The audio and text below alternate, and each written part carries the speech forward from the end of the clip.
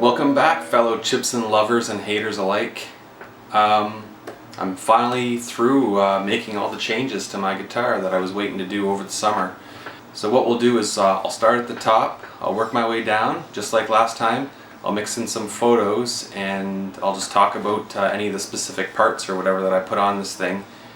My theme with this guitar was just making it my own, and what I was attempting to do is just kind of make it kind of classy and different, and I just had this gold hardware theme going on, so I replaced most of the old stuff with quality gold metal hardware, and I think it looks pretty good.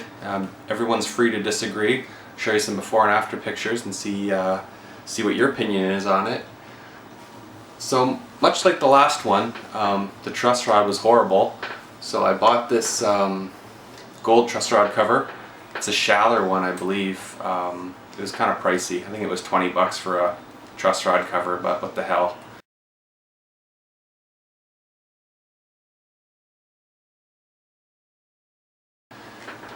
I didn't actually end up changing the tuners yet, but I think I want to. I'm waiting for a good deal.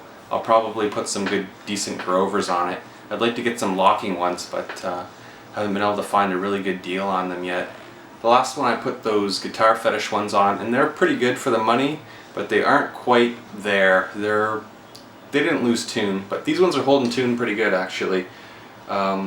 Just the G string is a little wonky, and I know they say Grovers on the back, but they're not Grovers. You'll know. They're just not tight enough to be. So they're making fake everything over there, regardless of what's stamped on it. The nut is replaced for sure. Actually, this is the nut off my other flame top one, which I ended up buying a black nut for it, so I swapped it over. It took a little work. I had to file it down a bit just to get the height of the first fret correct. And I think that's key to making it play well. So if you're going to buy one of these, it's the Epiphone Tusk XL nut. It's perfect. It's cut perfect every time, so I would recommend getting one of those if you're going to upgrade anything on these Chinese guitars.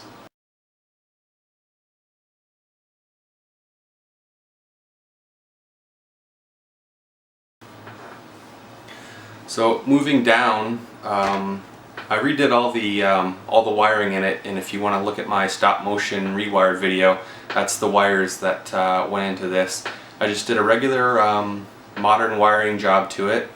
It has the CTS pots, the orange caps on it, and I actually left the original switch in because it was fine, and it works great now.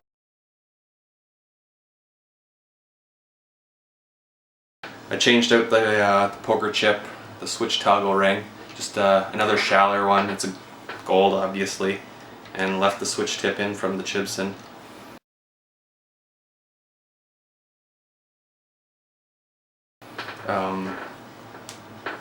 I replaced the knobs. They're, I don't know where I got these, I forget. Maybe Guitar Fetish, I think? They were supposed to fit the CTS pots properly, but for some reason they came with the coarse knurl instead of the fine one, so I ended up having to bend the top of the post because they were the split shaft ones, and I worked them on there. They're fairly level, but what are you gonna do? I had the knobs for it already, so, and that's the look I was going for.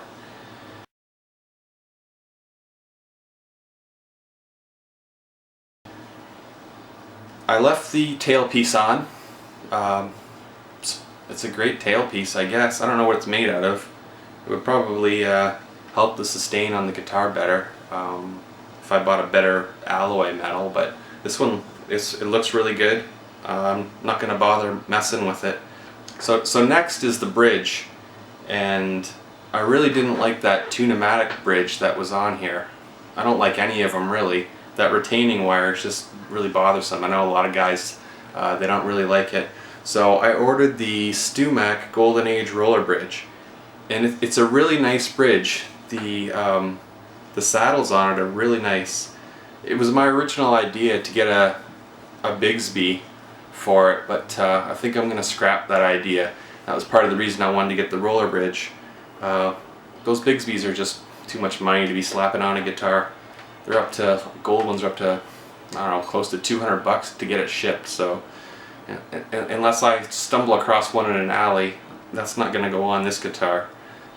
Anyway, back to the Golden Age roller bridge. It's a great bridge, but it's not easy to install. The thing is, and I'll show it better with a photo, but the posts that go into the bushings are really small. They don't fit the other ones. And I was reading online that some guys were tapping these posts into the old bushings, and they were snugly fitting, but it didn't seem like that was going to work with these metric bushings that were in here from the Chibson. So I actually had to pull out the old bushings. Then I actually filled it in with part of a drumstick. I forget which video I was watching, but some other guy filled his hole with old drumstick wood. So I did that, and then I re-drilled, and the spacing on it's identical as all the other bridges, so the spacing wasn't a problem. And you don't see the old drill spot because the bushings on it cover just over the post, so it won't be a cosmetic issue for you if you tried to do that. But this bridge is really solid. It looks great. It's smooth. There's nowhere to cut your hand on it. So if you're willing to do a little bit of extra work on it, or if you're building one from scratch, it's a great bridge.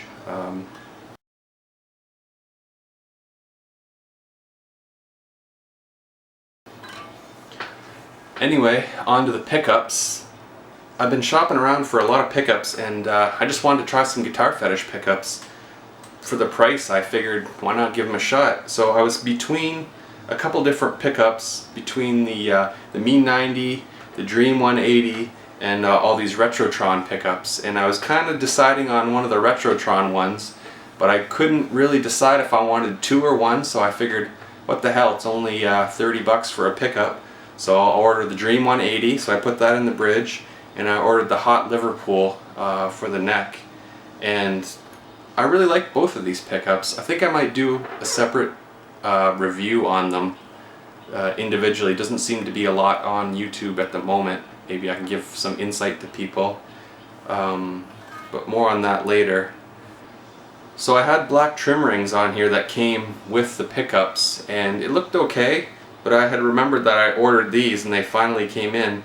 They were from StewMac. I think they were only $8 a ring, I think, but they're solid gold metal as opposed to some of the ones that are plastic covered. And so they didn't fit on right away. I had to bend them to fit the profile a little bit, but now that they're on, I mean, they're great looking, and they hold it together so well.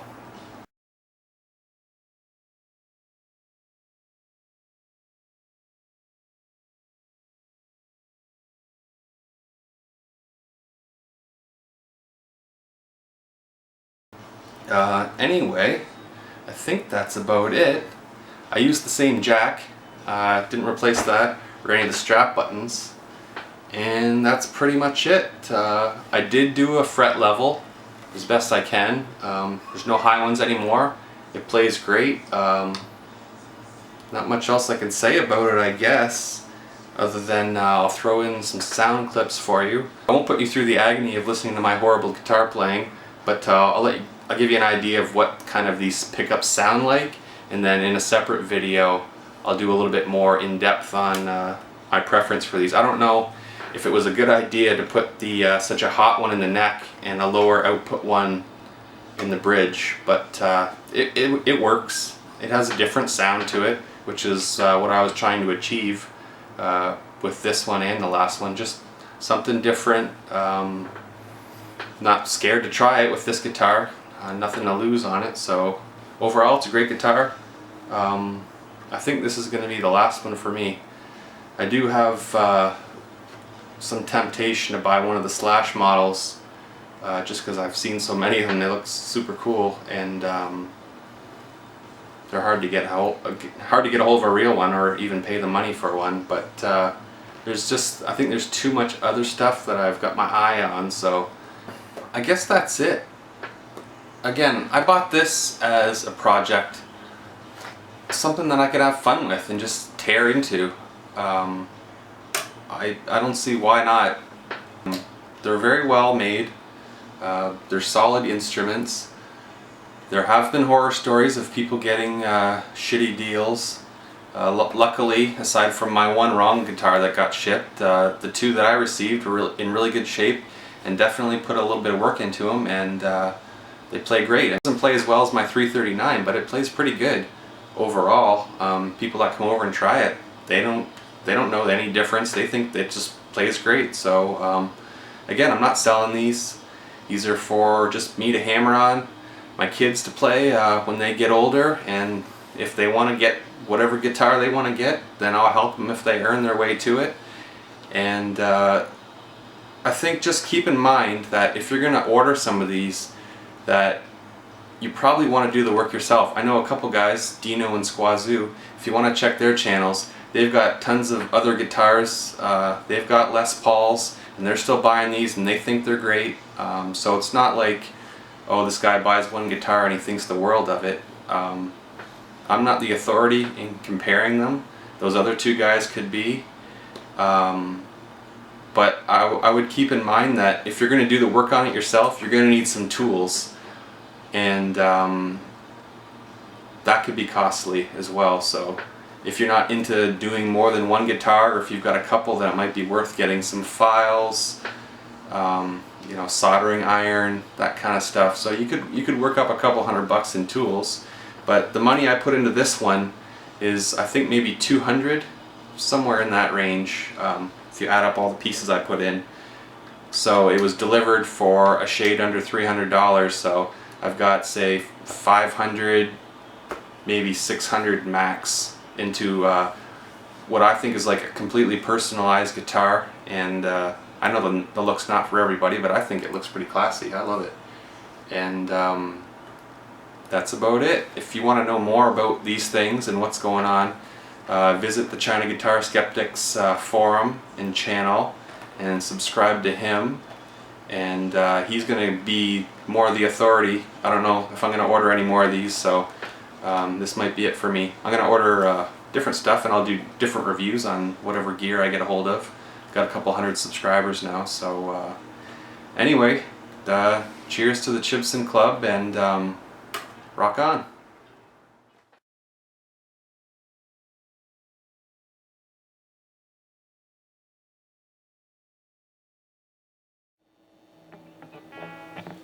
Okay, we're going to start off with the Dream 180.